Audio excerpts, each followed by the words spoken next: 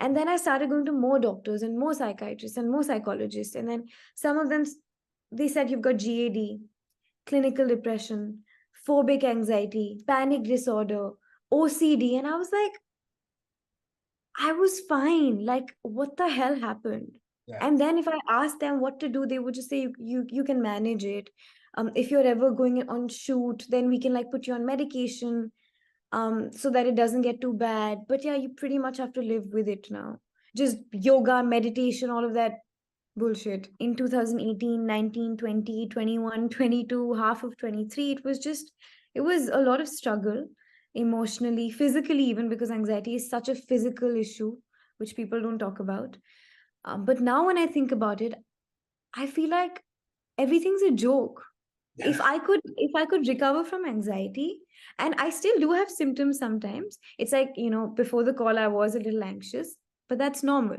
Sometimes I do have symptoms of anxiety, but I know that my body is I've recovered, but that little bit, it'll go with time, and it's not a topic of concern for me anymore. I'm really looking forward to so many things in life, whether it's work or just so many great things that I couldn't think about before. What's up, everybody? I have a great guest today. I have Devyani here, and Devyani has been great to come on this channel and share her story. She was in the mentorship and she did really well. And I just wanted to thank her for coming on here. Devyani, welcome. Thank you so much, Sean. My pleasure. And Devyani, I think getting right to it, the question that everyone has, um, when you were in the anxiety cycle, what were your biggest symptoms? I had really bad panic attacks. For me, the physical symptoms were very, very debilitating. And they were pretty much constant 24/7. I had about 3 to 4 panic attacks a day. Almost every day I woke up with a panic attack. I had intrusive thoughts that were actually not so problematic because the physical symptoms were so debilitating that the intrusive thoughts were just like, whatever. And everything else. But yes, I would say physical symptoms and panic attacks were the worst of them all. Gotcha, gotcha. And how long ago did this start? Well, it started back in 2018, in Feb. I remember it very well. And I remember waking up this one morning and I had this horrible feeling. I could feel it in my body, I could feel it in my tummy, and it was just everywhere. And I'd never experienced something like that before. Maybe once when I dated someone and they broke up with me when I was in the 10th grade. But then that went away. But this one just didn't stop. Yeah. Got it, got it. So it started in 2018. Were you experiencing it since? Did it like subside? Did it go up? Did it go down? Or was it pretty constant? No, no, no, no, no. It was constant. I was put on medication for a bit. I was put on SSRIs because I didn't live with my family. I lived away. So my mom said, just get on meds because that'll be better for you. And while I was on those meds, I was better. I didn't have as many symptoms, but I still wasn't myself. I didn't have as much anxiety while I was on the meds. But after I stopped the meds, it came back. Hmm. And how did it start? Okay, so I had actually gone for a concert with a couple of my friends, and they were doing this thing called ecstasy. It's called MDMA as well, and I just tried it with them because I was like, it's a party thing, it's a once in a lifetime thing. I'm not going to do it again, and I'm also very averse to things like alcohol and weed in general. I don't really do these things much, so I do realize that popping Molly was a big deal, but I did it anyway, and my friends did tell me that be prepared for a downer because it does get bad sometimes, but you'll be okay in a day or two. And so I did that and I went home the next day and I was fine. I slept through the day. And then the next day when I woke up, it started. And did it start with like a panic attack or what exactly? It started with this feeling of impending doom. I didn't understand what was happening because there was like a lump in my throat and like butterflies in my stomach, like a pittish, just a very weird feeling, like a hollow feeling. And so I said, you know what, it's just a downer, it's just a downer. A day went by, 2 days, 3 days, a week went by, 2 weeks, 3 weeks, and then And I remember going to the ER because I was so confused by what had happened. And then I just started getting these panic attacks out of nowhere. And yeah, and then the doctors just put me on meds. It just didn't stop. And so what did the doctor say? Did he say you had like anxiety, or what did they exactly tell you when all that happened? Well, Sean, unfortunately, I went to so many doctors. I went to psychologists, I went to psychiatrists, and all they said to me was, yeah, it's because of the E that you've popped. And are you sure you've only done it once? Do you do it regularly? I said, I just did it that one time. And then a lot of them were very confused. They said, how can it happen by just, doing it once? So they said, it's just a side effect of the thing that you did. And then I did listen to them for a bit, but it just didn't go away. So then I went to a psychologist in my college who sat me down and he spoke to me. He was probably the best psychologist I've ever found through my journey. And he told me, you have really terrible anxiety and I think you should go and get meds. So that was the first time he told me that you've got anxiety. And and he said, it can get triggered by these things. Yeah. Got it. And was he, and so when you, I'm assuming after that you went on meds I very did short. go on. Got it.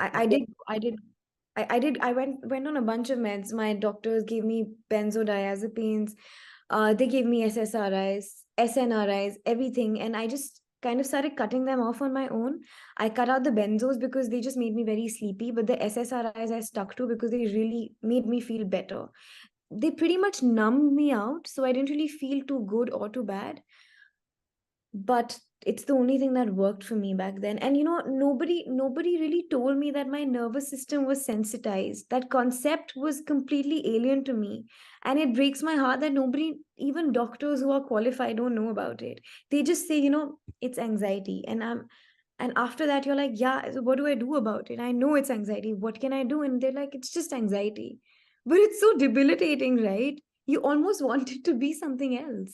Exactly. And I had the same effect with medication. It just kind of numbed me out. I felt like I wasn't feeling much of anything. But my biggest thing is like, okay, like, but what do I do to make this go away? Like, I haven't experienced this before. Like, is this always something I'm gonna have to manage? And that Exactly. was for me the biggest frustration, which was like they were just kind of saying the same thing. It's anxiety. There's not much you can do, and I just wouldn't believe it. I was like, no, Yeah. like this is something else. Did you ever have that on your journey? All the time. I said these people don't know what they're talking about. So after I went on those meds, I was much better. I didn't really have as many symptoms. So then I stopped thinking about it. But then, so I'll tell you the timeline. It started in 2018. I was put on meds for a really long time. I quit my medication in 2022 and it came back because I realized that the medicines were just making me very, very numb.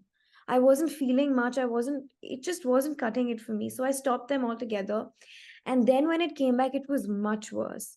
And then I started going to more doctors and more psychiatrists and more psychologists. And then some of them, they said, you've got GAD, clinical depression, phobic anxiety, panic disorder, OCD. And I was like, I was fine. Like, what the hell happened?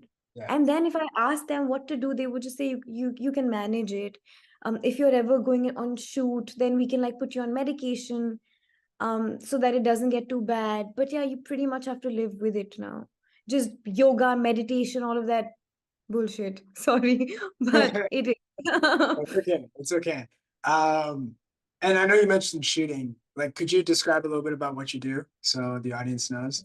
So, Yeah. I'm an actor, and that requires me to sometimes travel a lot. And I'm in different places shooting for different projects. And so, when I told my doctor, and this was a very, very qualified doctor in my city, and she said that, yeah, don't worry, whenever you're traveling, we'll put you on meds so you can manage better. And I said, I don't want to manage, like, I want to recover from this. And she's like, no. Yeah. And Okay. she didn't say it, but I Mm, sensed it. That, And that's what I, also, yeah, go ahead. if I may add, she also said that, has anyone in your family ever experienced it? I said, yeah, my mom had it once, but she recovered from it. And then she said, so you've got family history of mental illness. That's maybe why you have it, maybe some past trauma. Yeah. Yeah.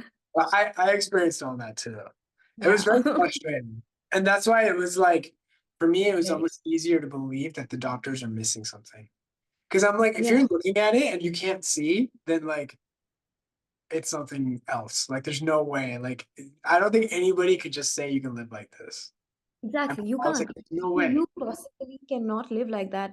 I didn't want to live for a very long time because it was too painful. And I decided not to go back on my meds. And my parents begged me to take them again. They said, listen, you need to be on your medicines. People need medicines for different things. Like some people take it for their blood pressure. You just need it for your mental health. And I said, I don't believe that because I don't believe I have any disorder that I cannot fix. I don't believe that I'm a broken person inherently. I know there's a way out. I was hopeful throughout. And I think that's what got me out. That's awesome. That's awesome. So now shifting to your recovery journey, what ended up happening in terms of before joining the program? Can you tell me a little bit before joining the program? So you were on meds, you got off of it, um, it came back worse than ever. What happened after that? So in 2022, when I completely stopped all my medication, it came back worse than ever. And so all of 2022 was spent struggling with anxiety. And then 2023 happened. And again, the first half of it, I was really struggling. Um, so I pretty much lost hope. And honestly, I was going to go back on meds because it was getting really hard for me. Also, I'm a very ambitious person and I want to do a lot of things with my life, and I wasn't being able to do any of it. I was pretty much locked at home. I came back to my parents for 3, 4 months.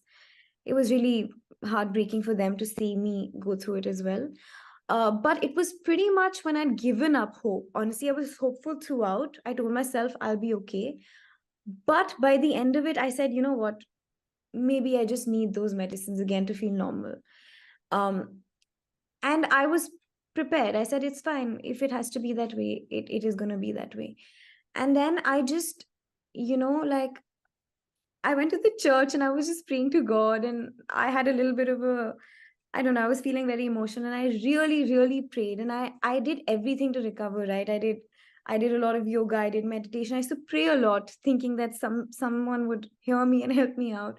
So I remember I was just sitting and I was praying to God. I said, just please get me out of this. If you do, I'll be very, very grateful. And I went back home and I called up my mom and I said, I'm going to go to my doctor and I am going to take those medicines again because I do realize I'm probably being a burden on all of you. It's not fair to you either. So I was going to do that. But I just, I was on my phone, I was going through YouTube and I just typed, I believe in Shivji, he's my God. So I just typed Shivji helps with anxiety. And I found a video of you with Shiv. And so I saw it. And first, when I saw it, I was like, this can't be true. It's too good to be true. Like, this is just too good to be true. And then I saw one video, I saw another, I saw another, I saw another. I got obsessed with it. And everything that you said resonated so much with me. And for the first time, I felt heard. And I just knew I had to be in the mentorship. There were no two ways about it. Yeah. Right. I Okay. didn't even think twice. Huh? I'm saying I didn't even think twice. I just said I'm Yeah. gonna put this and I'm in. um, yeah, that's amazing. That's absolutely wild. And so, okay, now you joined the mentorship. Yes. Honestly, how was your experience through the recovery journey in the mentorship? What were the ups? What were the downs? Like, tell me all about it. Honestly, Shan, for me, it was a very different journey because I did feel like I found you guys. It was I don't know, because I really prayed so hard for it and I finally found people who understood me. So for me, the moment I started, I just knew I was in the right place because there were so many people. I was very I wasn't very comfortable with the group calls aspect of it. I was quite doubtful about that. But then when I joined the mentorship and I actually saw everyone and I heard their stories, I understood that this is not something that's just happening to me. It's happening to a lot of people around me. That gave me hope. It gave me confidence. I was pretty much sorted from the day I joined. I said, this is it. I just knew I was going to recover because so many people, everyone was recovering, right? So there was no doubt. I think it was very smooth in the sense, of course, I had my emotions and I had high anxiety days. but I knew I was in safe hands. So yeah. I thought your journey was incredibly smooth as well. Yeah. I was Yeah. just like, I think because the team talks about like the members, right? We meet every Wednesday. Um and we would look at your name and then we would just be like, yeah, she's good. Yeah. You know, it's like, yeah, she's all right. She's fine. She's fine. But you did really well. And so that's what I always try to dive into. I'm like, okay, like Devyani did really well. Like I mean, obviously you were more connected with the mentors, but like from like a higher level, like I didn't really see you fumble. I'm sure you had those moments like you mentioned where it was kind of like a roller Shiv, coaster. But from Shiv what knows I did. yeah, really? Yeah, yeah. Yeah. And it's crazy because you found Shiv's first video. Like the first video you found was Shiv. That's insane. Shiv. And I remember Yeah. Shiv's first call too, when Shiv first joined. So it's like this like amazing, amazing thing. Um, Fine. but to me, it just seems like there was a lot of faith from the get-go. Yeah. And that really helps a lot because, Yeah. you know, it makes It you, was yeah, go ahead. Go ahead. it was divine. It was almost like divine intervention. I prayed for it and I got it. So for me, I knew that this is something that's been given to me. And I that maybe that's why it was smooth. If I just found like if I just found it randomly or a friend told me about it, maybe I wouldn't be so sure of it, you Yeah. know? It's because of the way I found you guys that I just knew I'd be fine. It's really interesting, but like when I found out it was truly anxiety, I'd been having people tell me it was anxiety for a long time while I was struggling. But when I really believed it was anxiety was actually on my birthday. I was celebrating my birthday in the ER. And Yeah, I know. and I kind of looking back felt like it was divine intervention. I was kind of like it did feel like that. It felt like here's the direction. Like you're messing this up, so like let me just push you a little bit here. Now go. Um, and so I Yeah. really felt like that too. Um, what would you say to somebody that right now is like in the roughest moments, kind of like how you were when you were kind of losing hope, or you're just like, I'm not sure what's going on. Like, what kind of advice would you give that person? I would say two things. I've really thought about this question because I knew you would ask me this. And I would say two things that are most important. Number one is that recovery is not possible, it's inevitable. You will recover like 100%. Your body is dying to go back to its normal state. Being sensitized is not normal. Having anxiety as a state is not normal. So you will recover. And the second thing that I like to say is that just trusting the process is very, very important. And it doesn't mean that you'll always believe that it works. But for me, what really helped me was every time I thought that, the process is probably, every time I thought I was unique or that maybe this was not going to work, I treated it as an intrusive thought then and there. I just shoved it under the anxiety umbrella because then you'll just keep spiraling. You just have to have blind faith because this will work 100%. So yeah, number one, you will recover, and number two, just respond. That's all it is. And another thing I'd like to add that your response will look different when your anxiety levels are higher. So when you're feeling more anxious, you will probably not be able to respond as well as you would if you didn't have as much anxiety. That's awesome. That's awesome. That's great. I mean, um, we've always thought you did really well, and you helped a lot of people in the mentorship. What is life looking like now for you? How are things going for you now? I'm just, I'm in a, the mentors would always tell us that once you start recovering, life becomes more important. And that's what's happening to me. It felt like I was zoned out for such a long time. I don't even remember what life felt like in 2018, 19, 20, 21, 22, half of 23. It was a lot of struggle emotionally, physically, even because anxiety is such a physical issue, which people don't talk about. But now when I think about it, I feel like everything's a joke. Yeah, If I could recover from anxiety, and I still do have symptoms sometimes. It's like, before the call I was a little anxious, but that's normal. Sometimes I do have symptoms of anxiety, but I know that my body is I've recovered, but that little bit, it'll go with time, and it's not a topic of concern for me anymore. I'm really looking forward to so many things in life, whether it's work or just so many great things that I couldn't think about before. And I'm just very grateful. Honestly, I'm very grateful and hopeful. Well, we're really glad we were, part of your recovery journey. And I always remind people, especially on these calls, it's like you put in the work.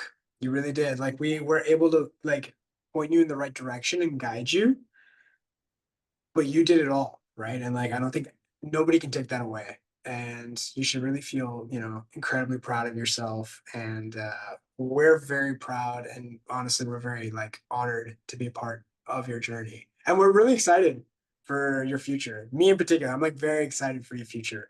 And Thank you. And I am for yours. I really am, because the work that you're doing, it's absolutely monumental. I don't think anyone else can do it better than you guys. You guys have the best team. I mean, it's wonderful that something like this exists in the world. And I just wish that everyone knows about you. Trust me, I'm like your fan. I tell everyone about Shan and BBP. I'm like, oh my God, anxiety, just check this guy out. I'm not even joking. All my friends know who you are. So, that's flattering because you're the actress. So like I'm like, oh, but I'm flattered but for that. no, no, Yeah. but the work you do, it's absolutely incredible. And so many people come up to me now. So many of my friends were sensitized. And when I shared my story with them, they told me, oh my God, dude, I feel the same way. Or I have felt this way for such a long time. And then when I tell them, your nervous system is sensitized, they're just like, what? Huh? What does that mean?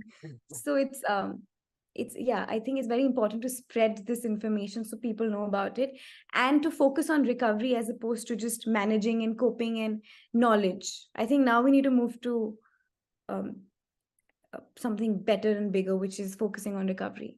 Yeah, yeah, I totally agree. Quick question on my end, and we don't have to put this in the video, but like, did you ever feel like because you were sort of in the limelight that this was stuff that you couldn't share, like your journey and like anything like that? Did you ever feel like that at all? Not at all. Never. That's amazing. Because every second person I know has it. I'm not even joking. And more people are going to have it, because I see the way people respond to the stresses in their life, and it's ridiculous. Yeah. And I can just sit there, I'm looking at them and I'm like, you're going to sensitize yourself. Stop it. you know So everyone, a lot of people have it. It's very, very common. When I started talking to people about it, I realized every second, every third person was struggling. Of course, the levels may differ, but it's very common, which is sad. But It's yeah, no, I get you. I think when I was going through the journey, it convinced me that I was the only person going through it. I don't know why. yes, yeah. Like the craziest thing, Devyani, for me was one of the, like what like making like videos on it. Like I felt like if I made videos on this and people knew what I went through, they would treat me differently. Even though I knew there was nothing wrong and I'd be fine. I'm like, no, I'm fine. Like there's nothing there. Like I'm fine. I'm good now. But I always felt like they know my story though. They're like, oh, like let's not say it from Deshaun. But I never felt that at all. Not once. And in fact, it's quite the opposite. It's kind of like what you were saying. Oh man, like I went through this too, man. Like I'm going through this. Yeah. Or if anything, there's like a respect. It's like, yo, like you shared something like that, like that's amazing. Like that puts you in a very like vulnerable, like honest place. And True. And yeah, also, Shah, another thing, there are very few people who talk about recovery. Even a lot of people or actors or, public figures that I follow, when they talk about mental health, they talk about their struggles with it. They talk about coping mechanisms a lot. They talk about medication, which is great for a lot of people, but it doesn't work for everyone. And not everyone wants to be on them. I don't really see people talk about recovery, which is where you come in. And yeah, which is where people who have recovered come in. Because then when you tell someone that, listen, you could have been going through this for maybe 10 years, 15 years, 20 years. You can recover from it. 100% you can recover from it. And that changes the game, because they feel so hopeful. And I remember talking to a friend and she couldn't believe it. And now she's doing really well. She's that's actually awesome. getting, yeah, That's amazing. That's incredible. You're like a I'm a panic mentor too.